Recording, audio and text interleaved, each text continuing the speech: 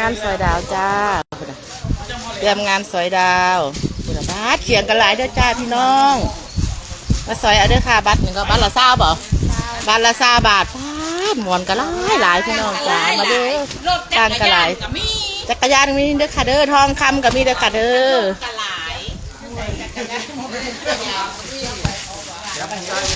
นี่ค่ะ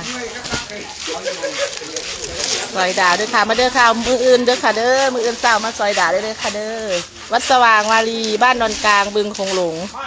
ตำหนักปู่ลือผู้ชายกะหลายด้วยค่ะบ้านนี้ผู้ชายกะหลายครับ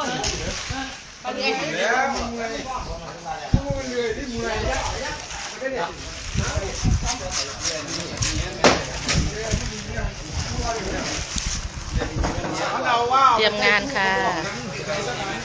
เครื่องสอยดาวหลายเลยค่ะ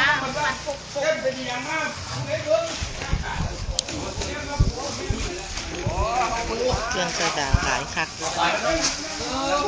โอ้ยบ้าทรงหายทรงอันนั้นไง